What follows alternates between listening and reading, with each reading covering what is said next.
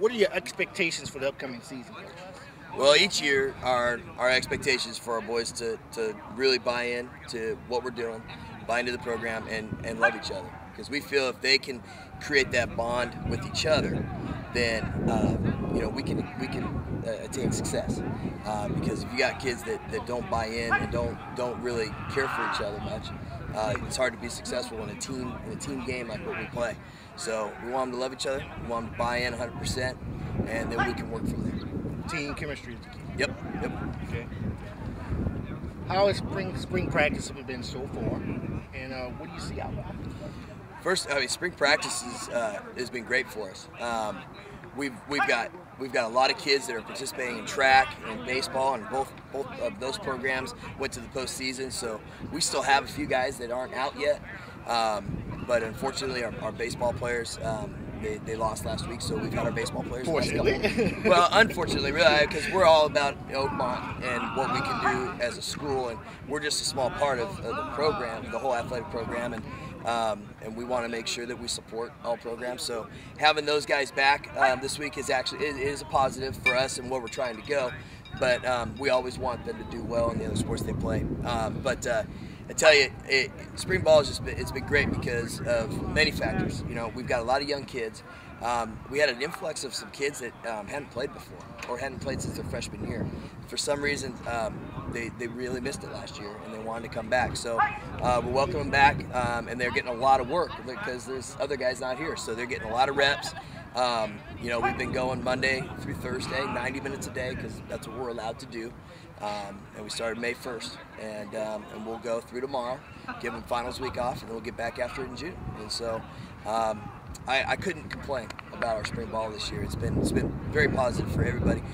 We have new defensive coaching staff, so they're starting to gel, and the boys are really picking up with what we left off with last year. So. Ryan Shields last year was your leading passer, your leading rusher, dynamic player.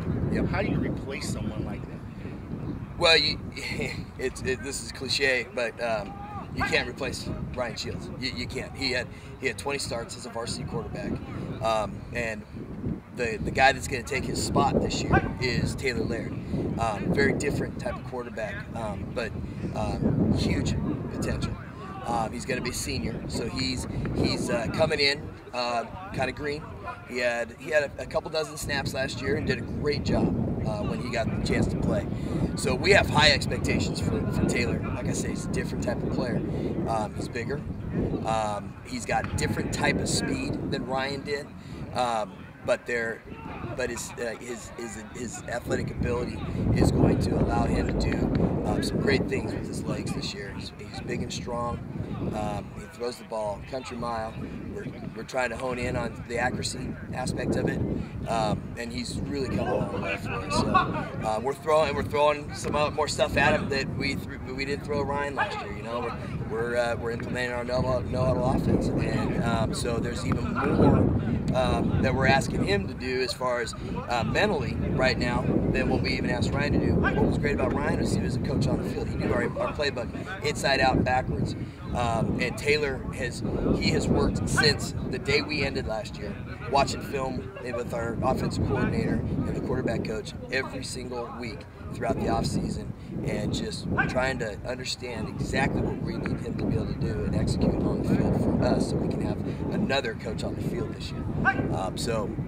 Can't replace Ryan, but we're sure looking forward to having Taylor Laird as a quarterback because he's going to do an awesome job for us. Kind of on the same note, you lost 2 all-conference linebackers. Yeah. You had, I think, first team and honorable mention, and then you lost all-conference defensive back. You had like 5-6 interceptions last year. Yeah. What do you do to replace your defense? It sounds like you lost a good core on your defense. Well, in this day and age, that would actually hurt you if you didn't have a program. See, we buy into the fact that we don't just have 3 separate teams here. We have a football program. So we kind of reload. And we knew that guys like Thomas and Amon were special players for us, 4-year guys. Thomas started for 3 years at varsity level. Special players.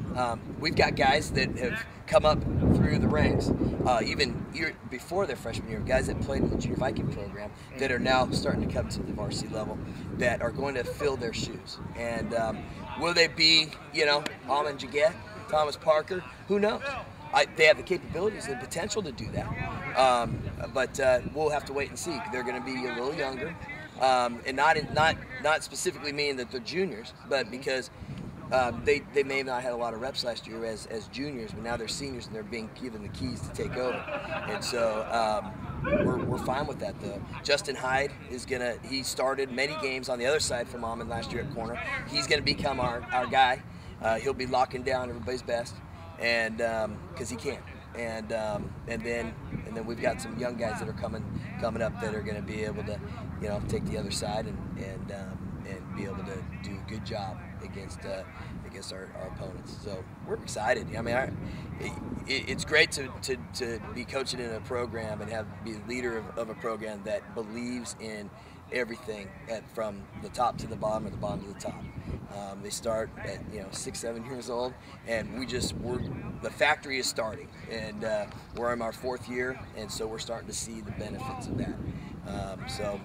We hope it translates onto the field, because in the last couple of years it's been a struggle to win football games, but we're getting there. We are getting there. It's good. We're looking good, so I'm excited. Speaking of the whole program, freshman, JV, you've been successful last year, successful the year before. What players do you see coming up from the JV level that may have a positive impact immediately with the varsity this year? Yeah, guys like Tanner Dolby. Right now we've got him on defense, but he's a very capable running back as well. We got, you look over here at this offensive line, we got a big old tackle named Derek Achayo who's battling for a starting tackle position possibly. So we've got some guys that are coming up that could possibly do the job. Jordan Knapp, he was the quarterback for that team. Well, he will definitely be a backup quarterback for us, but we would like him to start on defense. He's an athlete because he can play. He can play the game. Khalil Romero is another linebacker that we believe he's undersized, but he is nasty. And guys have trouble blocking him. So these are just a few of the names of the guys that can come up and do an amazing job. Now, don't forget we did have 2 sophomores that started for us last year. Justin Holmes and Trey Olson. Both those guys started a lot of games for us, and we look for them to have amazing junior years for us. So. I feel that success is not just judged by a win-loss record. I mean, it's what you teach these guys on the field and how they become young men. What does Oakmont do to help these players become young men? Well, first thing, I believe that these kids need to learn how to serve. And so we have a huge community service project that we do with the boys in the off season. We volunteer at all the different local elementary schools and run their little carnivals and their sports nights, and we wear our jerseys. We get out in the community and they know, it's Oakmont football, and the boys end up getting more out of that in return than what they're actually giving, even though the parents in the community just absolutely love that they come and help out. I know my boys benefit from that a ton. So the community service is huge for us, learning how to serve. That's one of our things. We ask them to be more about others than themselves, because once they learn how to be about somebody else and put themselves second, now that's the definition of coming together as a team, because then you can put people on your team ahead of you and then the team ahead of you. So that's a huge part of what we do. We love the Character Combine.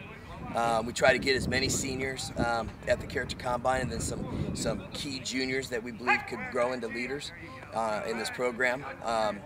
And so Character Combine has been very huge for us. Jason Harper, Casey Taylor, those guys are huge with the Character Combine. Just love the fact that we have something special like that we can be involved in the preseason or the springtime. And then we take it it's another step. Before we take the field in August, we put them through what we call the 40 hours of commitment retreat for our varsity football team. And we lock them in for 40 hours. We practice. We do mental toughness training, emotional toughness training, physical toughness training. And I tell you what, we eat together, we watch a movie together, the boys commit themselves to each other. You remember that when Justin was here. It was the first year we did it, and I'll never forget that night that we did our commitment bonfire with all the parents there, and we couldn't shut Justin up, which was a beautiful thing, because it wasn't just the normal stuff Justin would talk about. All of a sudden it became very personal and very much about you, his mom and dad, his siblings, and his teammates, and so we feel that something like that just springboards us into the season in the right direction, and then one of these days it will result in that scoreboard having a number higher on our side than the other side. It will be there. I believe in that.